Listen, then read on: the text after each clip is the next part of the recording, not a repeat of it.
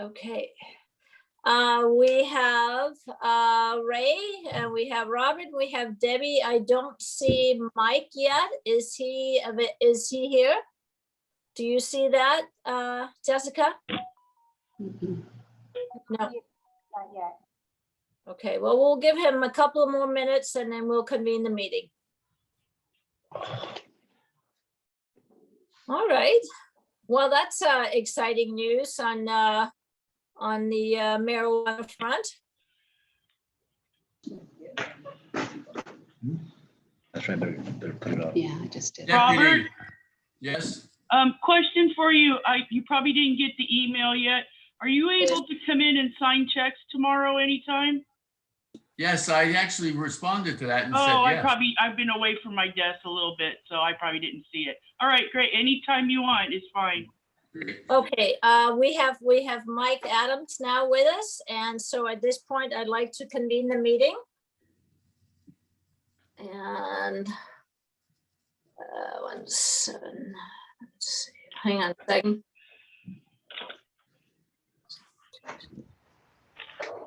All right, so at this point, I'd like to call to order and do our roll call, starting with Mr. Johnson Johnson present. and Mike Adams. Adams here. And I am here, and Robert D'Alessandri Alessandri here. and Debbie Roberts. Robert's here. All right, so we are all here. Thank you. At this point, we'd like to commence with the Pledge of Allegiance. If you can go ahead and put that on, Jessica. I pledge allegiance to the flag of the United States of America and to the republic for which it stands, one nation, under God, indivisible, with liberty and justice for all.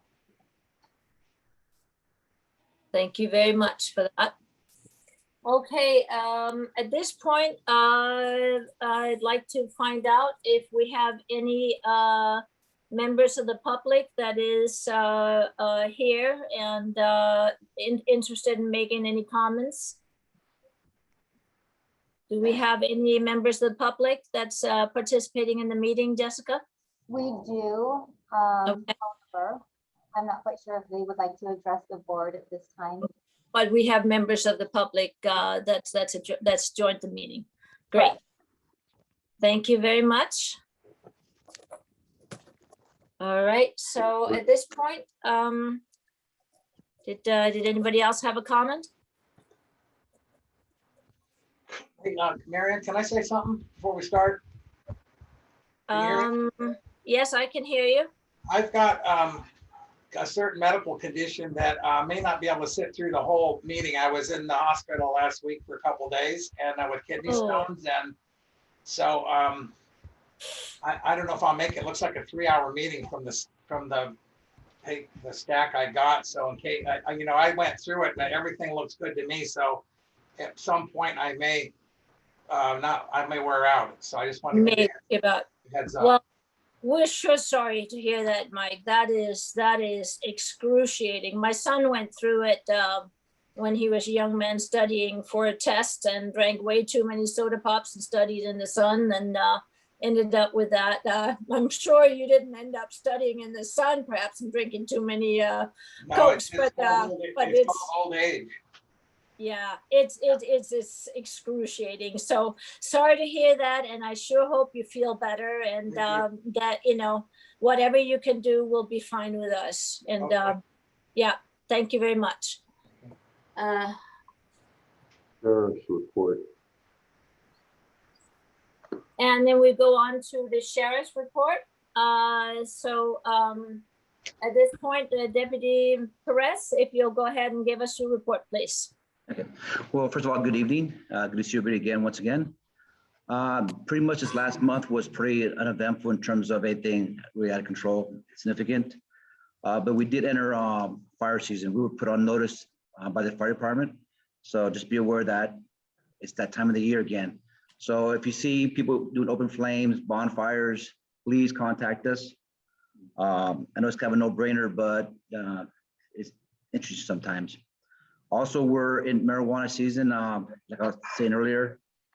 Basically, we had one of the growth management companies report that they found a grow on their property using the cameras that Jim provided us with. I set them up. With that, we're able to get photographs and video of the suspect and subsequently identify him. By bringing him in, he admitted culpability in the cultivating marijuana, the theft of water from the avocado grove, and he also identified a second marijuana grow in the area. So this morning, myself and members of the Riverside Agriculture team went out there and cleared the area of the marijuana and tied off the water lines. So if you see the marijuana, please contact us. If you smell it, I was talking to somebody the other day and they kept telling me, yeah, every year I smell a skunk in this area. It's not a skunk, okay? That odor is most likely marijuana. So please contact the department and with permission, I'll go on the property and I'll take care of the issue. A lot of people don't understand is that it adds up. On one property, I think 2 years ago, they were stealing about $1,500 worth of water a month. And if you're in the farming industry, it adds up. And given how we had the terrible summer last year, followed by the freeze, everybody's just trying to get by for the most part. You're pretty much lucky if you make a profit. So having money go down the drain to feed somebody's marijuana grow, no, and then we're not having that. So once again, if you see it, smell it, please contact us and I'll take care of it. Any questions from the board? No, that was a great, that was a great thing that we were able to use cameras and be able to get the suspects. So kudos to you, and I am glad we were able to provide the infrastructure to make it happen with. Did anybody else want to make a comment on that? Thank you so much. Robert's on mute. I have something, Deputy, there's tents down there off of Rancho, California. We had talked about that last time. Yes, sir. Are they on the west end or east end of Rancho, California? As you go up, they are on the right side. Yes, we were actually out there a few weeks back. They were given notice. Unfortunately, they need 3 days to remove their property, and it's kind of like a circle event where they leave and somebody else comes in, and then the Temecula HOT team, homeless outreach team, they go out there and chase them out again. It's kind of a vicious cycle, but people need to report because there's so many of these camps that are starting to form up because quite frankly, the Temecula police and them are contacting them when they're committing crimes, which in turn means that they go further away from the city. And so we got to keep reporting this stuff. Like I said, I've gone out there with them to deal with the issue and provided people call. We'll follow up with it.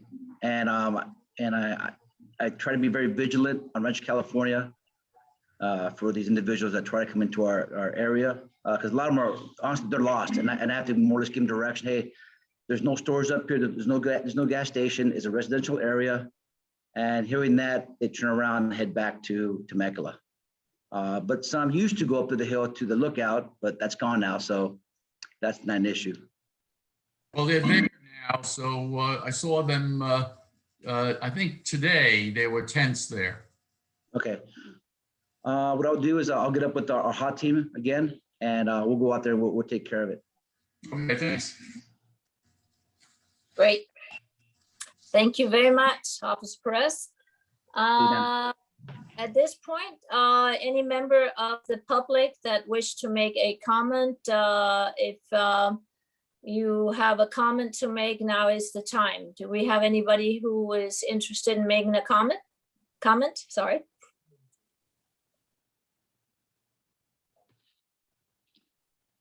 Okay, at that point, then we will move on with our Information only, which is our statement of investment policy and financial statement. If our board members have had a chance to peruse that. If there's any questions on that, we can move on to the next item, which is our consent calendar. And minutes of the regular board meeting of May 19, general funds claims for May 2021, and the purchase orders for 2021-03. If there are any comments on that, otherwise I would like to have a motion to approve. So move. Okay, in a second. Okay, all Robert in second. favor? Robert second. And so all in favor, please so indicate by moving aye, starting with Ms. Johnson, Johnson, aye. Ms. Adams, Adams, aye. Byers, aye, Alessandria, aye. and Mrs. Roberts. Robert's eye. Okay, wonderful. So we move along to our roadway reconstruction project, which is Dave Hunt and his status on current road reconstruction projects on Sandia Creek and Via Cara. All right, Mr. Jessica's got a PowerPoint she's gonna bring up. Okay, I'll show you some pictures. It's been a while since everybody has seen what's going on out there. And these are old pictures just to give you a better feel. So on Sandia Creek, we started this process probably 2 years plus ago with the environmental. Then we dealing with FEMA. FEMA expanded the project a year ago, and so it kind of made the whole environmental start over again. This picture here is just kind of showing how roughly half the roadway fell apart. What pipe you see over there is the water pipe that's in there. Go to the next slide, please.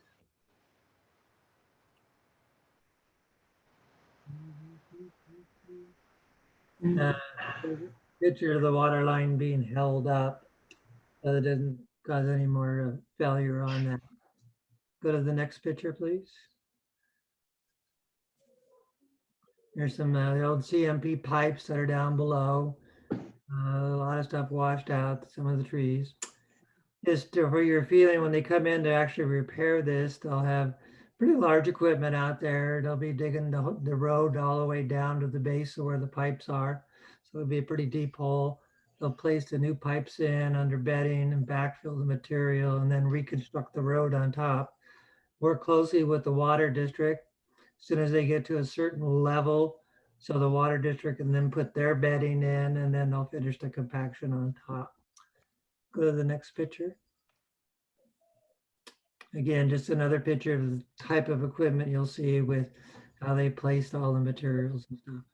Okay, the next shot. Like I say, plans have been done for quite a while. We put this project out to bid over a year ago, and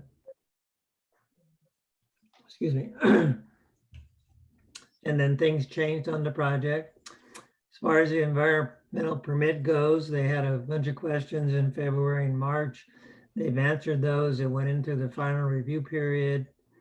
The agencies came back to us and said, if you don't hear from us again, you'll have your permit in July. Typically, that means we're not going to hear from them. Like they're done, it's in the final 30 days. Nothing really comes up in that period because they've had this for a long time. So we've also given plans to Marietta for the update. We are going to be working with them in the next few weeks. We're giving them a chance to look at any changes we made, they're going to look at their bid prices and with some additional material and cost, plus probably a construction price increase over the last year. We'll negotiate a new fee and bring that back to the committee and also to the board if it's in a reasonable range. If it's not in a reasonable range, like they're increasing it a lot, we will then just go back out to bid, and we can do that in a very short time frame. But I don't see a need for that. I think they're willing to work with us, and it'll save us some time to use them, and FEMA and everybody else has agreed that we can use the existing contractor. So all that's in our plus. So any questions on Sandy Creek and Via Picaros? Would you say altogether, how much has this whole COVID set this project back? I mean, it was ready to go, spade ready last year at this time. And has it all been COVID? Has it also been that the scope was extended? Like I said, last, about a year ago, June, July area, FEMA come back and said, you're trying to save some of these pipes, the big pipes that are in there that haven't been washed out, and lining it. We don't want to pay for the lining. If you take the lining out, we'll pay for brand new pipes all the way through. Right. So we said, that's great. But what that did was that opened up 30, 40 feet of area that we haven't shown on all our maps for the environmental reports. So that brought up, they had to bring back the wetlands person, the bird plant people and all that. And they had to basically redo what they did to include extra area. So that kicked us back a year. Just that on its own. I mean, maybe not quite a year, and then COVID put the rest of it back. So maybe a 50-50 type of deal. Okay. But it did affect it. Also having FEMA tell us get rid of the lining and the plants, that changed it too. So rethinking what you asked, I'd say 6 months for COVID and 6 months for the environmental change. Okay. Yeah. As you know, some of our natives are getting rather restive, and I don't blame them, but, between these unforeseen exigencies, this is just what we had to deal with, and there's just no way we could have started the project without the say-so of the engineering and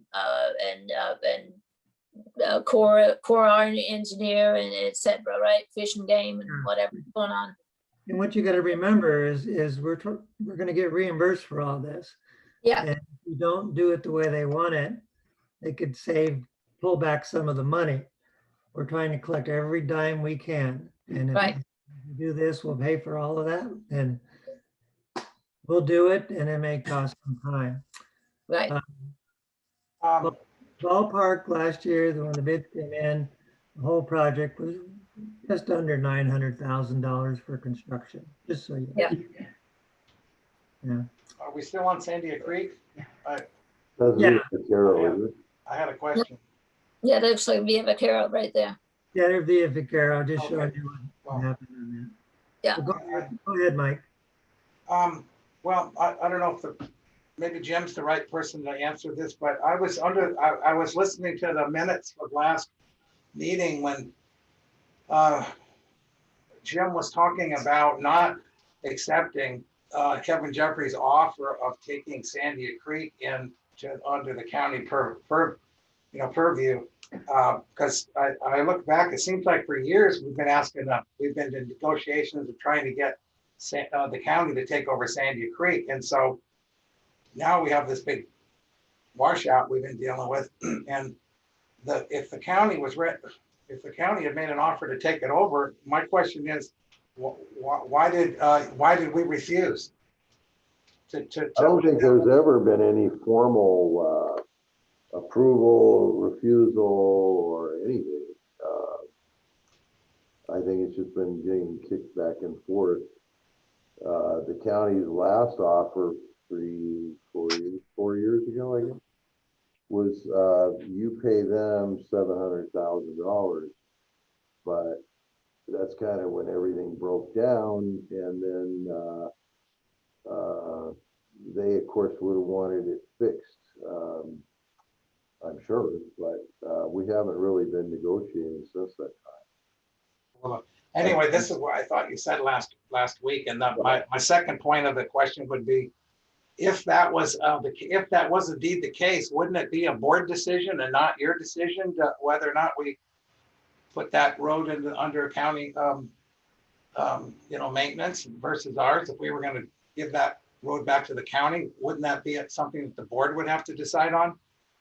I don't know that I know for a fact, I never said that, I can't hear a thing. I apologize, but could you speak up? Here, I know I never said that, I didn't approve it or whatever. That wouldn't be within my authority. And I know that at the time it was being discussed, which really was before my time, it was being discussed by one or two engineering board members, but it's never, to my knowledge, that I've ever seen, been on the agenda. There's never been anything in writing from the county, except maybe that number of 600,000-700,000. I've seen that somewhere. But this came up in the whole context of gas tax funding. It didn't have anything to do with the road, negotiating that road in particular. So my guess is your minutes, or you're looking at the tape from before, it would have been in that, under that item, because that did come up in the conversations that we had with the senator and the supervisor. But that came from county staff. It's county staff that has the interest. It's not nothing that's been at the supervisor level even, so. If I can make a comment, Mike, you and I were on the board when this came up. I don't know if it was for the first time. This came up in a discussion one day, and it never came up again. We were told that there was some interest on the part, you were there, on the part of the county. They wanted $700,000-800,000. I thought it was $1 million. And to repair the road, and then they would take it over. And that was never brought up again to the board. And then I left the board and never heard about it again. So. Well, it's your fault then. Yeah, I know. No, it's your fault because you stayed on the board and I didn't. Well, now I just you're want back, to so remind you about that. thank you, Robert. You're welcome.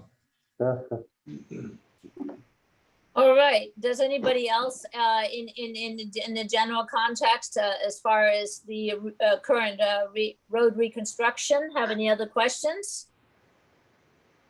If not, let's move on to item G, Buena Vista Reconstruction Project, which is also Dave Hunt to give us a report on. Can I interrupt a second? I apologize. I did have a question. When will construction begin on Sandia Creek? If we get our permit in July and we negotiate with our contractor, Marietta, we could start in August. What would be the completion date if we started in July, in August?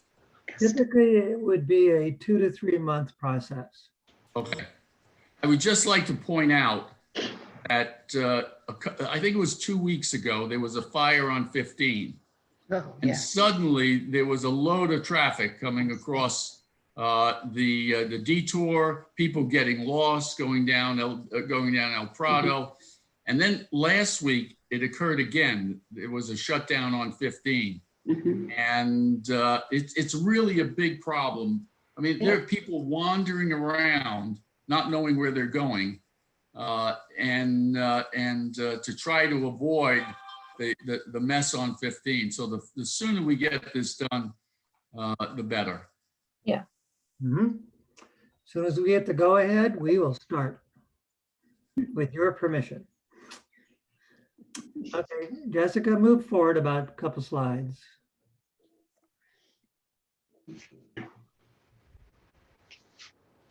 Keep going. Keep going. One more. And one more.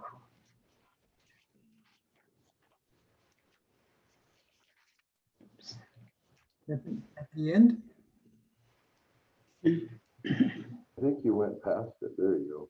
Well, that's VF Carol. So it's not. Yeah. I guess I didn't include the other one. Buena Vista.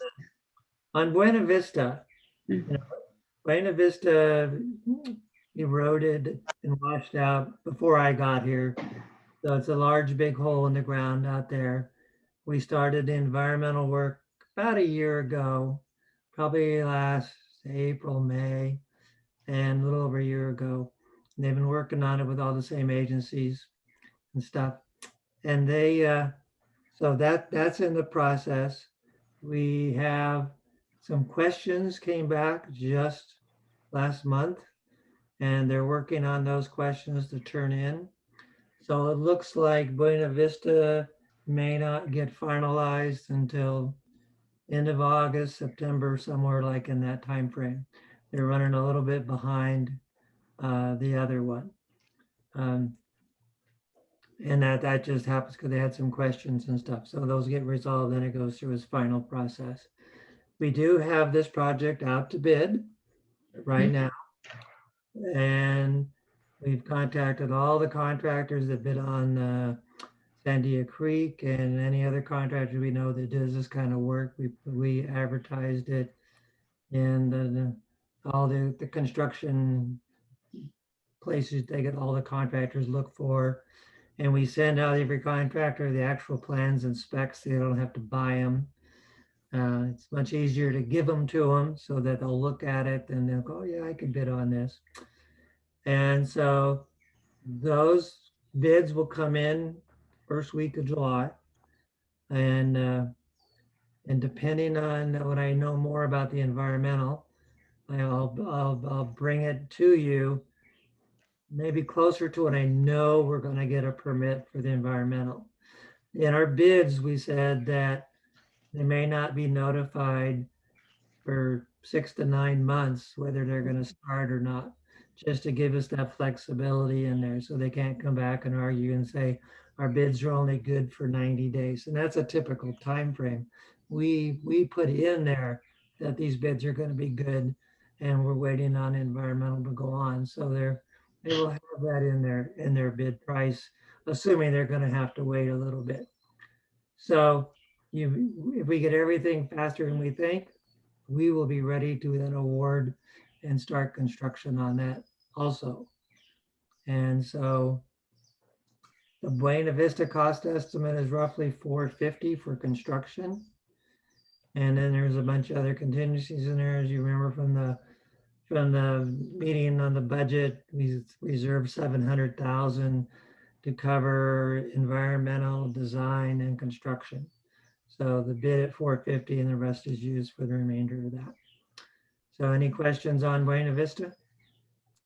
Well, assuming you get a permit in August or September, and you will already have a bin at that time, when could construction commence and how long would it take? Because you're starting to run into rain season at that point. You are. Typically, the rainy season really starts in December, even though officially October 15th is the beginning of the rainy season. Right. Don't necessarily get a real storm until then. And if we got it and started in construction in September, October, early November, they could be done and out of there. I mean, it looks like a lot of money, but it's a very concentrated area. Okay. If it gets delayed much beyond that, we'll have to then move it to a spring construction. Okay. So I won't know the answer to that until we actually get the final permit in on whether we want to take a risk of starting construction. Soon as the contractor starts construction, he's liable for any damages that happen due to natural causes and stuff like that. And he may say, hey, this is a bad deal to start here in the middle of the rainy season. And I agree. If this was last year, he could have built the whole thing in the middle of the rainy season. It wouldn't have been a problem because we hardly had any rain. Right. But if we have a year where you guys are going to get 20 inches of rain or more, it would be a problem. I'm not going to answer that question exactly. I'm going to just tell you that when we get the permit, we'll bring it. What was that, Mike? Oh, yeah. No, I didn't. I was talking to somebody Oh, else. okay, sorry. I'm sorry. Any more questions? Nothing. Okay.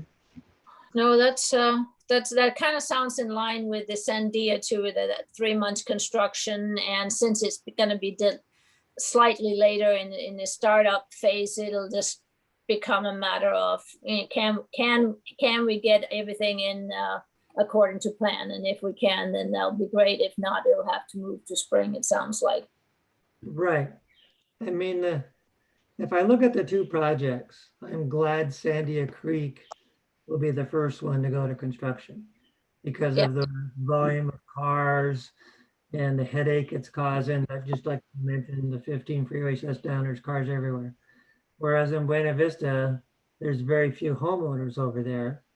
Granted, they've been doing this for a long time and they're tired of it and there, but in the big picture, you know, I'm glad the one's going before the other. Yeah, smaller impact. Yeah. Okay, great. Right. Any other questions of Mr. Hunt from the board? Okay, thank you very much, Dave. Thank you. And we will move on to traffic safety with Mr. Steve Liebring. Thank you. We have a PowerPoint for you. Okay.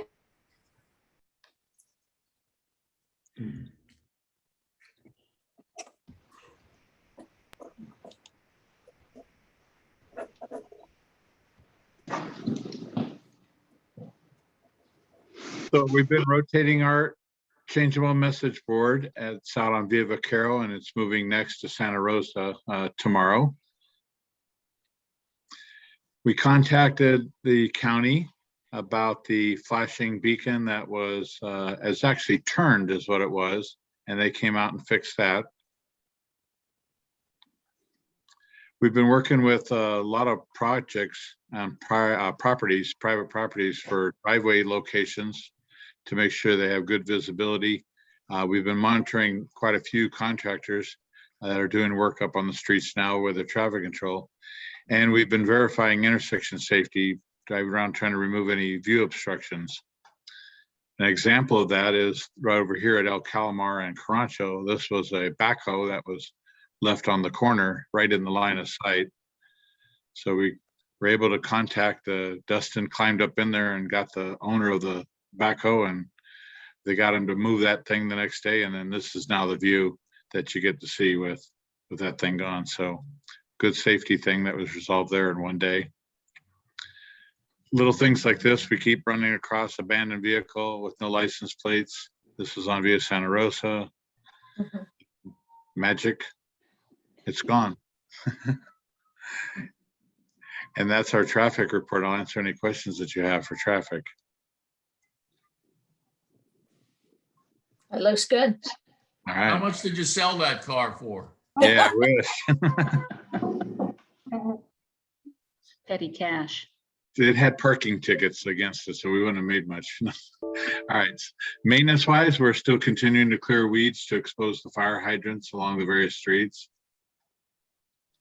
We've been cutting down the weeds on the shoulders that were graded too and working on that. And then we issued this week a contract started today to patch some of the edges of the roads edges, sorry. And that should be wrapped up by the end of Friday. This is an example of some of the work that was done today on Carancho. We had to grind it down first. And then the contractor comes in and puts permanent paving patch there that'll solidify that edge so it doesn't deteriorate anymore.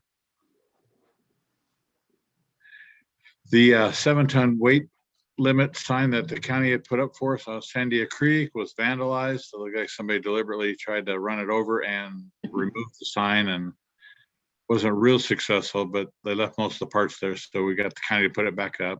The county also came out at the overlook area and found the graffiti that was there on the K rails that they put up. And so today it all got painted and looks like that now. So keeping that area looking nice.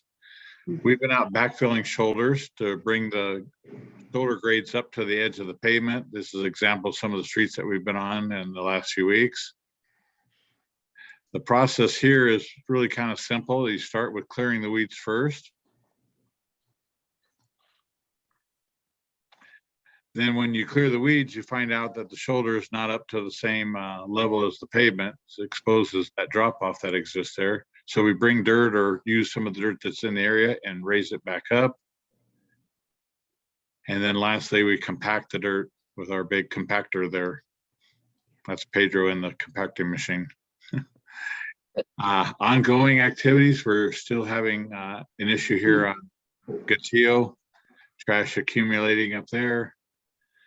It's all been removed. That's what it looks like when it's actually cleaned up for a few days, and then it starts over again. We're following up with the homeowners, continuing to get the homeowners to do the private trees. We were in contact with one of the grove management companies today. And so we're hoping now that they can now help us get the homeowners to comply with the keeping a trim back. We've been crack sealing some streets when we have a break in between the weather. Here's a new idea that Dustin came up with. We had an accident that knocked down our bulletin board at Via Vaquero and Sandia Creek. And the custom bulletin board that was up there cost about $2,500 to have it made, plus the installation costs, which are quite expensive because you can see that concrete foundation in there has to be dug out. So we got to have to rent a piece of equipment to dig that out. We don't own anything big enough to pull that out. Then re-pour the foundations, then do the whole sign. So Dustin drew up a little sketch here of how we could avoid doing all that by just building a box around those foundations to hide them and build a single post instead of a double post sign. So we did that, and staff was able to come up with this design and build it for $467, which was all the labor and material, which saved the district over $3,000. So we're asking you board members to help us get any community feedback you hear if this is a viable solution, if this happens again. Do they like this sign? Is it working well for them, et cetera, et cetera. So. Okay.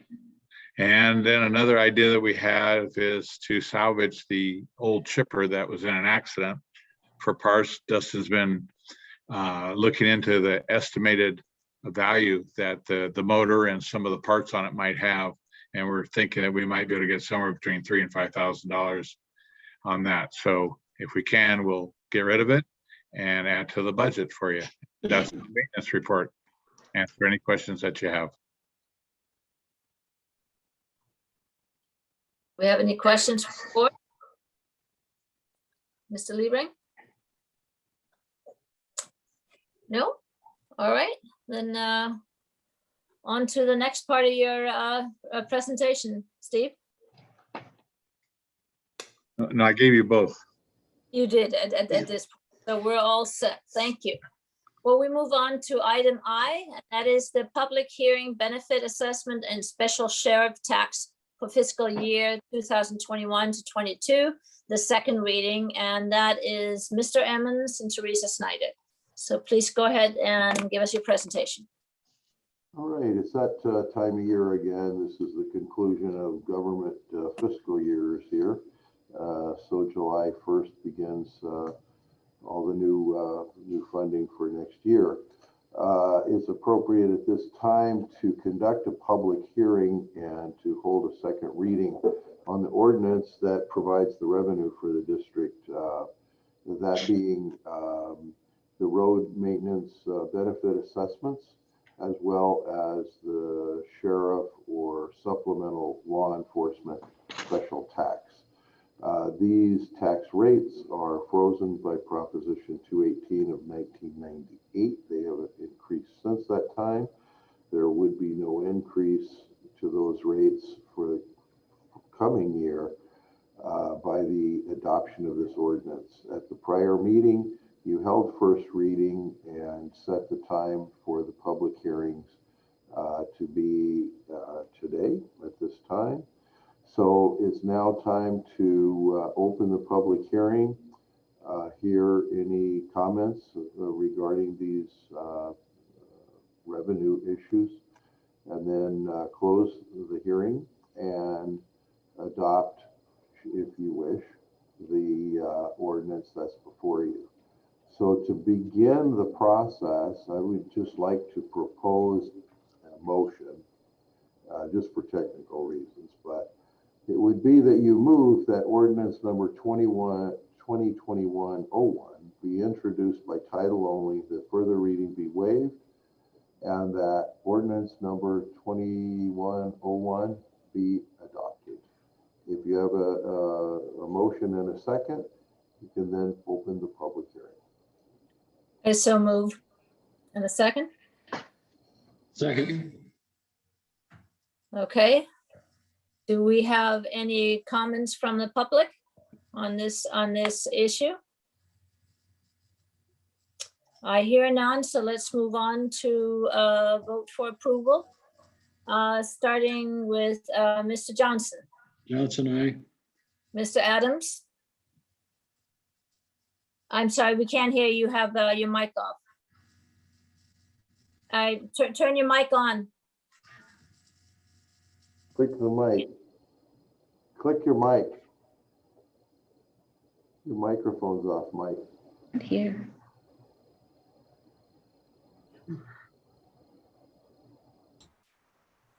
Try again now. Yeah, I got it. Can you hear me? Yes. Yeah, the screen went dead. Did you pull the plug out, Jim, on me? I did. Yeah, okay, Adams, aye. Thank you. Byers, aye. Mr. Delisandri Alessandri, aye. and Mrs. Roberts. Roberts, aye. All right. The second reading has been approved. And if that is all on this item, and I believe it is, Jim? Mary Ann? The next item is a continued public hearing. Mary Ann, can anyone hear me? Yes, who's speaking, please? Hi, I'm a member of this association and I just need to speak to the board, so I'm not sure when that would be possible. On which item would you like to speak to the board? Because general public comment has passed. And have we had anybody sign up for comments on a specific item? And is this the item that you wish to address? I just moved here, so I don't know what your process is, but I need to understand what it is because I need to speak to the board. Ralston Management is not returning my calls on a serious matter. So I need to get that addressed with the board. I think at this point, this is probably not something that we can take up as a board, as the Ralston Management is management of the individual POA area, property owners associations we have within the district. We can look into your issue, but I don't believe this is anything we can take up as a board from that perspective. Is that correct, Jim? Yes, I believe Letitia has spoken to the staff here. Okay. And maybe it's not clear as far as we don't have anything to do with the POAs. I mean, I know that they're on our map, but we're separate than that. We maintain the roads as a governmental agency. Okay. We have no say about what happens in the POAs or with Ralston Management. Okay, I'm sorry. I don't know what you're referring to, a POA. What is a POA? Property Owners Association. Okay, so maybe I'm in the wrong place here, but I need to address the board that oversees the community where I live because Ralston Management is not communicating back to me. So is this not the right board for where I live here in Duluth? I believe the concern is about zoning and this and that. It's about a property adjacent to you, is that right? There's a property across, I just moved here 3 months ago. There's a property across the street that basically bought this house September of 2019 to turn it into a full-time hotel.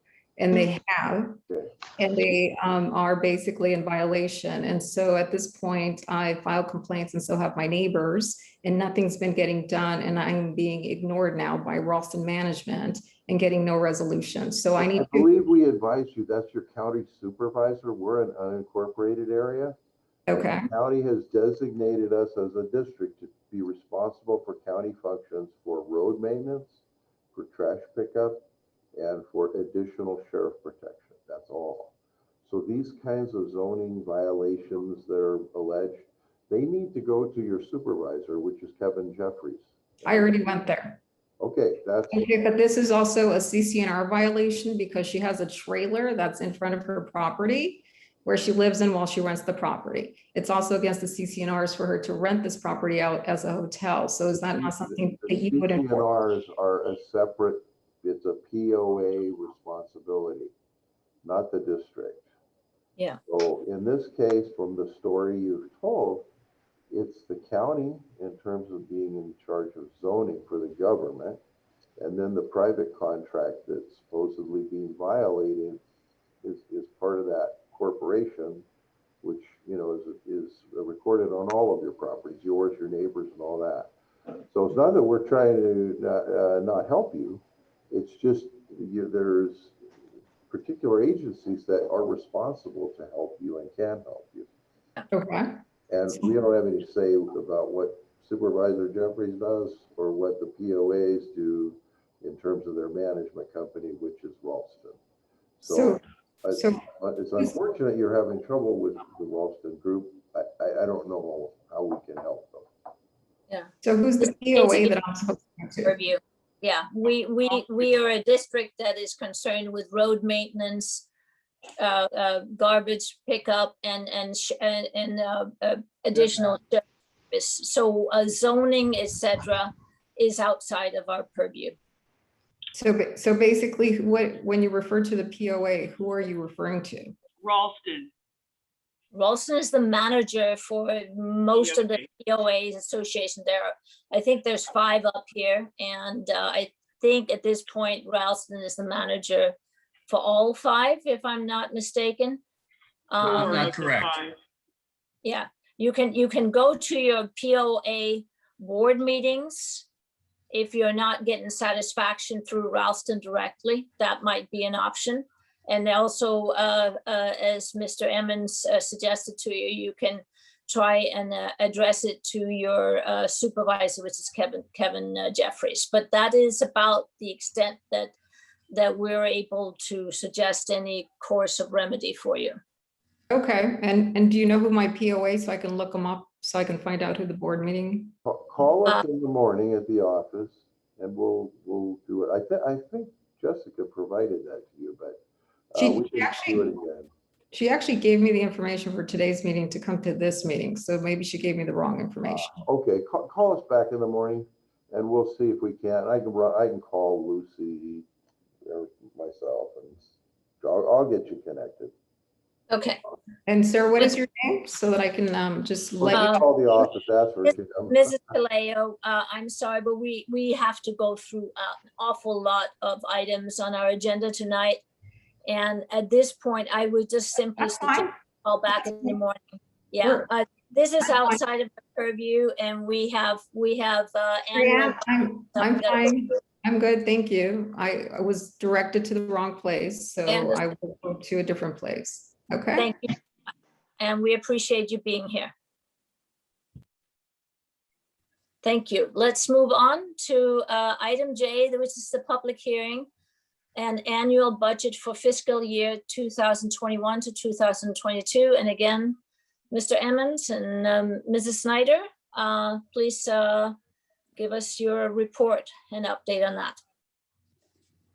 Ms. Byers, this is a continuation of the matter reviewed with the board at your May meeting. It's officially a public hearing for any members of the public who wish to comment.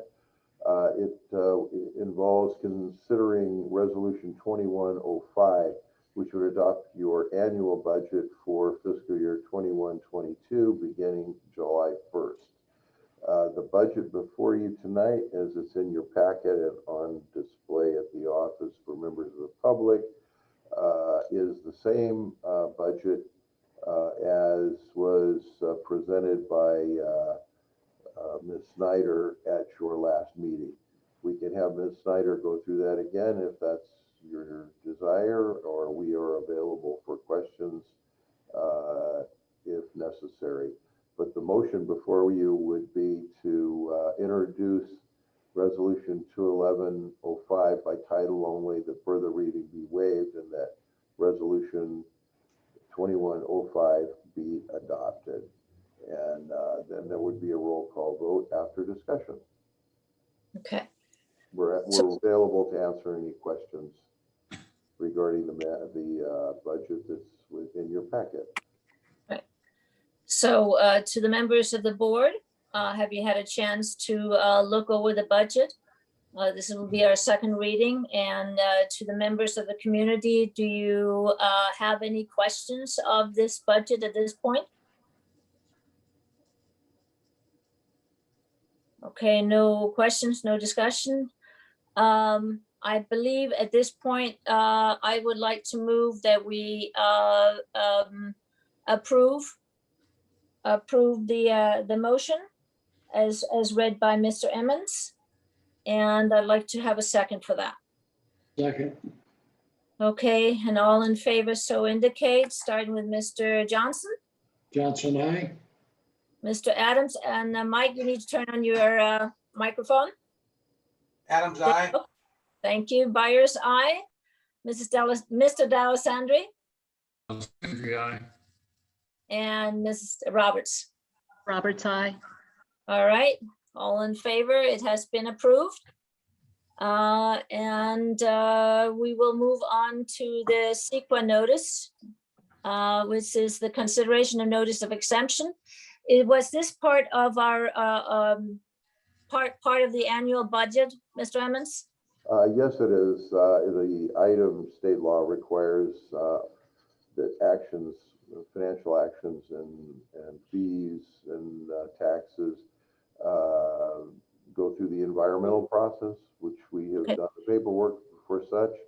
And our recommendation is that pursuant to the Environmental Quality Act, the adoption of this budget and assessment of fees and taxes does not have any impact on the environment. And this allows us to record that statement with the county. So it would take a motion, second, and a vote.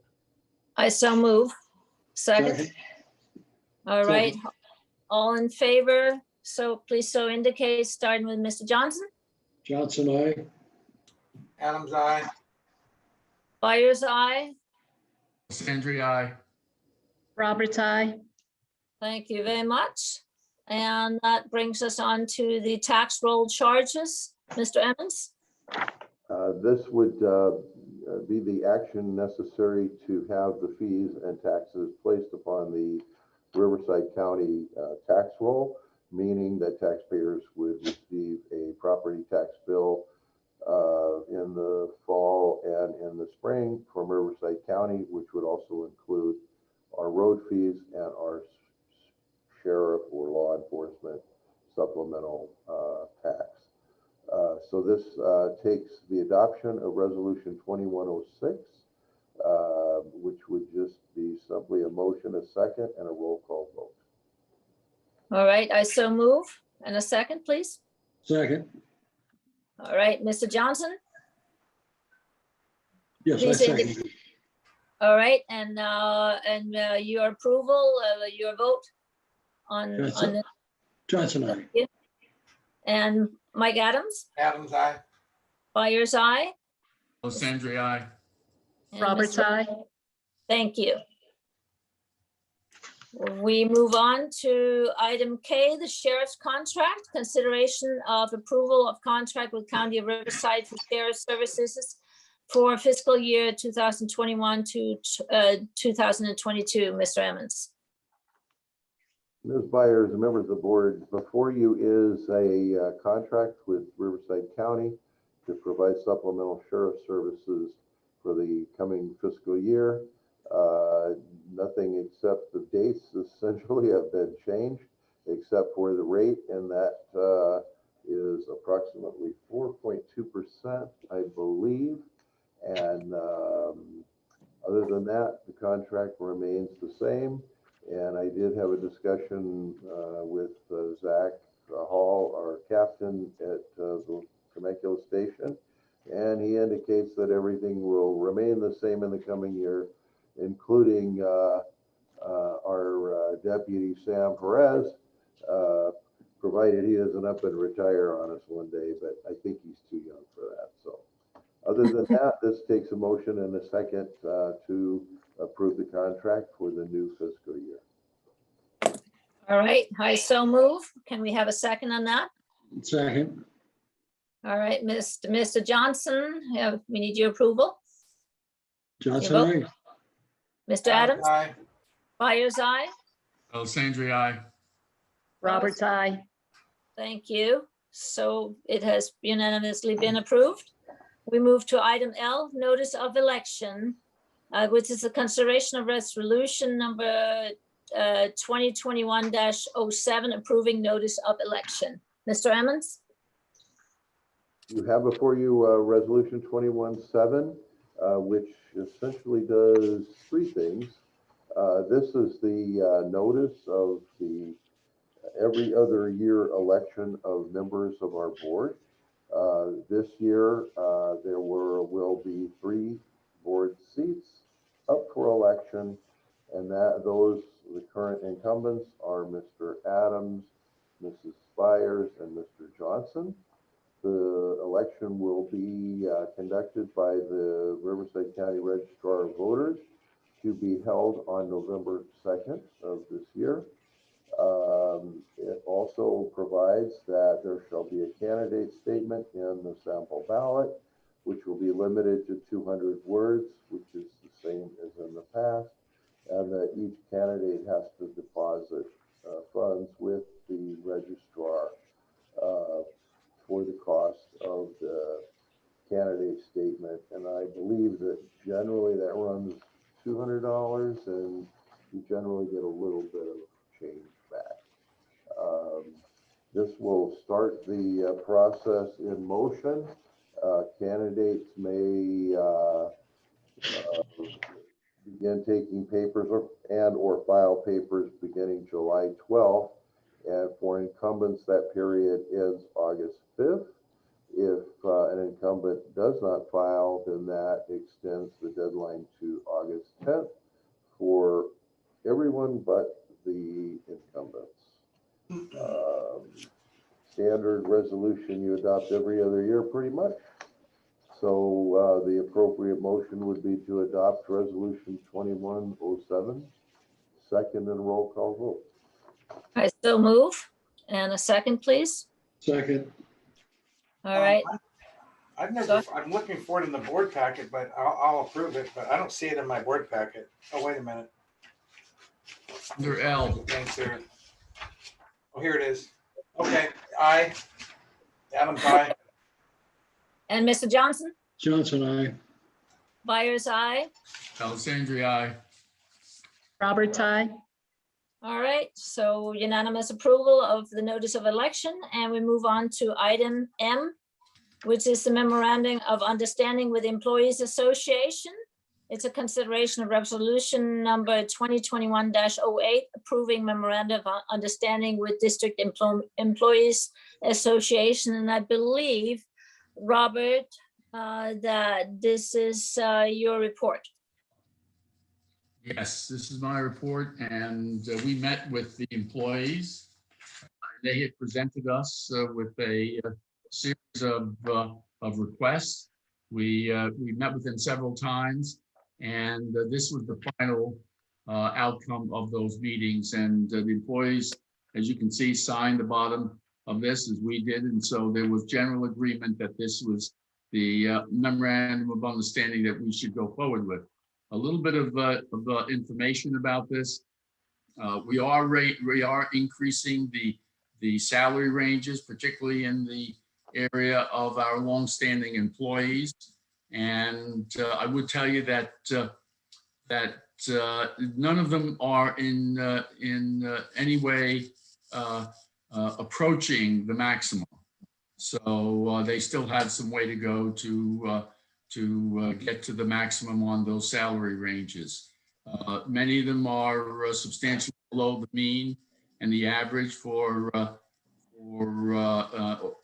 organizations like ours, and so we agreed to these increases.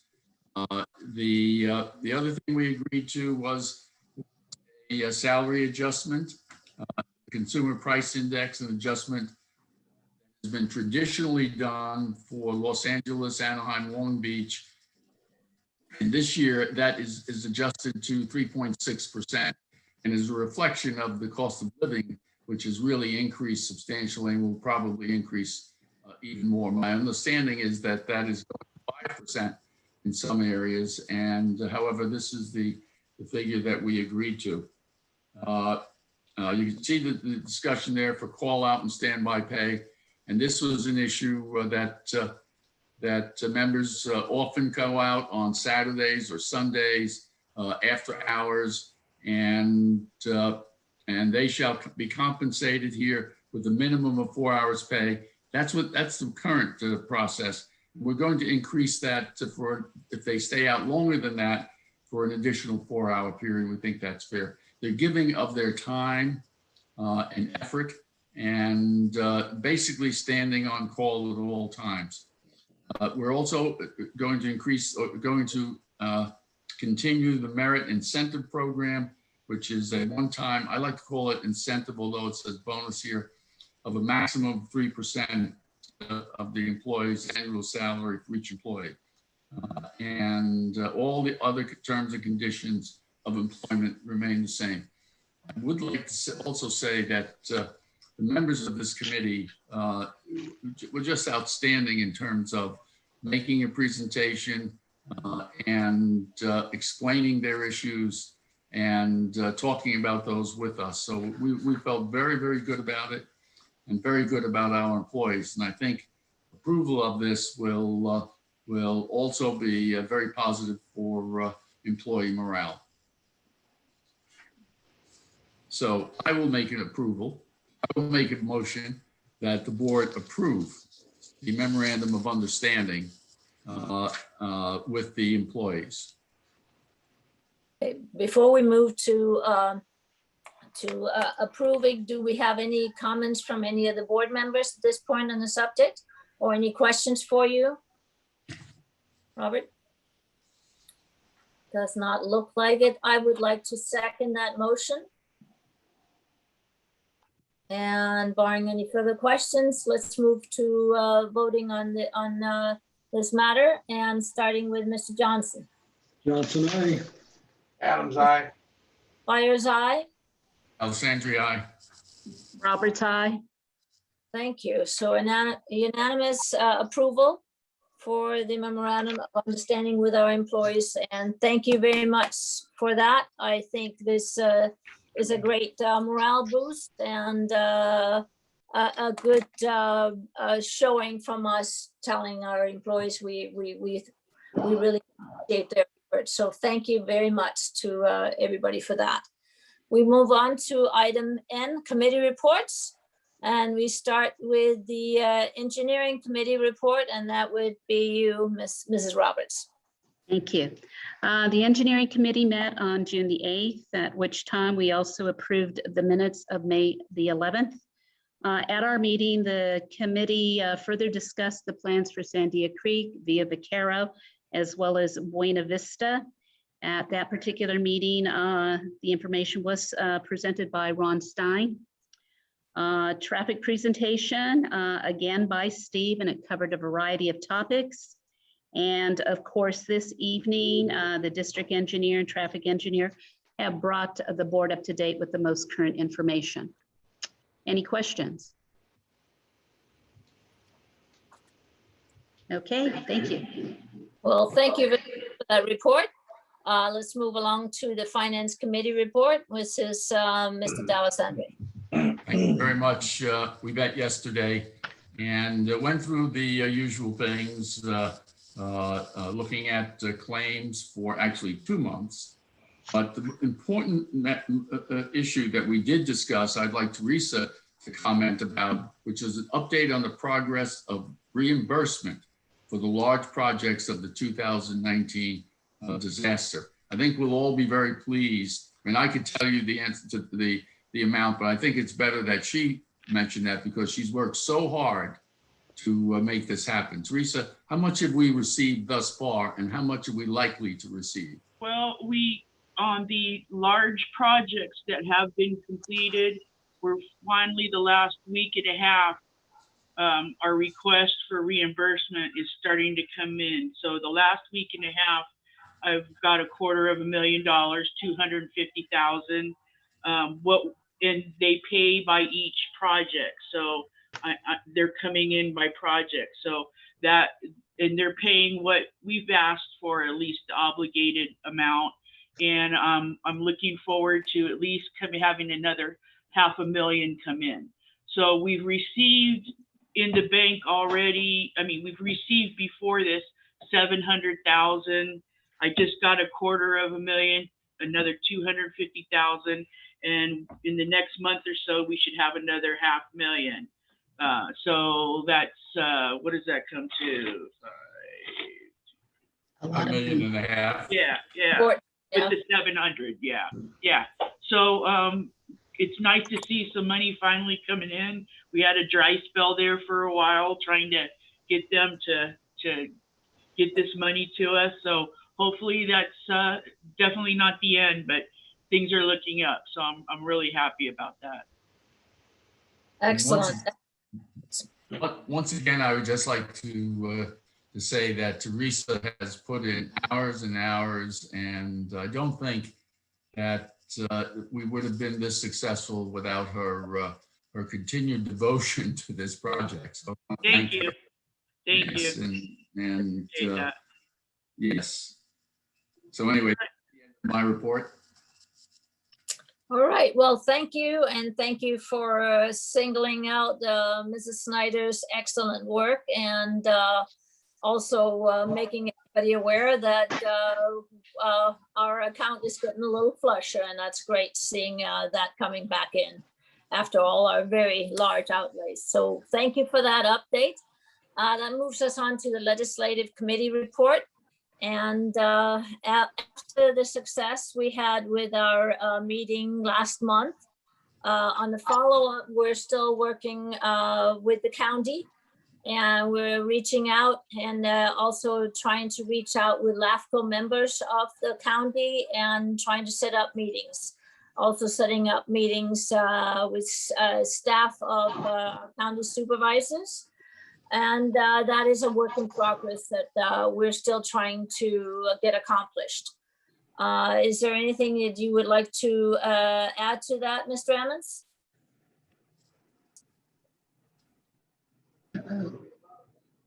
He's got his mute on. Jim, your microphone is off. There you are. Yeah, no, I have nothing to add. It's just some months it's going to take time, and some months the reports are exciting and other months not so much. So yep. We're kind of in between right now, but I suspect we'll have more to report in July and August that will be a little bit more interesting. So yeah, it's a little bit slow time right now. People are kind of away on vacations, and so getting the meetings up and going for our follow-up has been kind of tough going right now. But that is basically all I have to report at this point. We're doing well with it, and we're following up, and going to try and make this happen. So that's the report we have at this point. Any questions? Okay. We will move on to item O, the general manager report. Mr. Emmons? thank you. Before you in your packet and available for public review at the office is a letter from CR&R Waste Services, who is our franchised waste disposal company. And essentially, every year they increase their rates in July, and this essentially sets forth what the rates schedules will be effective July 1st. And it's essentially 1% because their franchise specifies February as the adjustment, the basis for the adjustment in the Bureau of Labor Statistics numbers. And with COVID, that February number was like one of the lowest in history. So whoever owns CR&R is probably crying, but at least our ratepayers should be happy this year because the new rates are almost the same, just 1%. So it's just an informational item and something we're required to put on the record once a year. So it's now on the record. Any questions I'd be happy to answer, but I think most everything is contained in that detailed letter. I met, as I mentioned earlier, with the sheriff contract, that I met with Zach Hall, our captain, at length a couple of weeks ago, which I haven't really taken an opportunity to do that, but he's new, so it seemed like a good time to just kind of review the contract and see where they're at. Just generally, they're very favorable with the service that we're purchasing from them. They're very happy that we're happy with our deputy, and they're happy with our deputy as well, I could tell. We didn't go through the contract page by page. There was no changes to speak of. But they are aware that we're kind of dangerously approaching, our income is approaching the level of 1 40-hour per week deputy. And so they're aware that something in the near future, the next few years, is going to have to be addressed because once you go below, we basically buy a car and a deputy. And we're going below that in the near future. And so I explained that there has been efforts by the community to increase that sheriff special tax. And since he's new, he wasn't aware of that, so we talked about it. One thing I will point out, and is Sam here? Hopefully he's gone home. I don't want him to hear this. There he is. Nope. Oh, rats, close your ears. Actually, he was there, he heard it. But I was very interested, and that's why I'm bringing it up here under my report. There's a lot of things that, you know, captains can do at their station in terms of billing, you know, the customers. He has a lot of authority there. And he showed me some areas that we're kind of getting like free services here and there, helicopter, you know, things like that, surveillance. And I wasn't aware of that. And he doesn't want it said too loud, like around his other contract cities and stuff. But our rates are quite favorable from the Temecula station. And I was unaware of that. I do know that, you know, in my past with, you know, other counties, other sheriffs, that they have a lot of flexibility in doing that. And it's never really came to my attention before now that we are getting pretty favorable rates. So I was very pleased to hear that. That's why I wanted to pass it on to you. And so the other item is CSDA, our trade association, education group, whatever, has finally decided to open up their meetings and conferences again. So I'm going to go to the General Managers Conference June 25 through 29 at Squaw Valley, which actually there's been a lot of talk about that. It's a long drive to Tahoe, but that's not a bad place to go. But they can do most of the meetings outdoors, and they intend to do so, and it's limited to 200. So, and also the annual conference is August 30th through September 2nd. This year it's in Monterey because they flop back and forth between Southern and Northern. Then they're planning to continue all the different educational programs and the local programs as well. So that concludes my report. Okay. Well, it's probably not too early if there is the annual conference to find out if there's any interest among the board members to attend that conference. It's a ways up there. You have time to Yeah. If, I just dropped it on you. I just found out myself, and I think they sent you, all of you and us, a bunch of brochures like this. It just got on my desk. So if you wish to do it or get more info, we have it here. I haven't read the book yet, but I will. It wouldn't be bad to have representation from our board at the conference. So it's definitely something we should, as a board, think about sending a representative. Okay, thank you very much for that update. And last item on our agenda tonight is the legal counsel matters with a Jen Brunmark application for late claim under the Government Tort Claims Act. And looking forward to that update, Mr. Ward. Thank you, President Byers. I've got two items. So I'll start with the Brunmark claim. A description of the claim is in the agenda package, and it's had a long and tortured history, but the district received this claim. It was originally filed incorrectly with the city of Temecula. It has to do with an accident that happened on Carancho Road, and finally made its way to the district. And if you also filter in there a number of governor's orders which have extended the statute of limitations, we feel like this is a claim that should have board either approval or disapproval. She is asking for $750,000.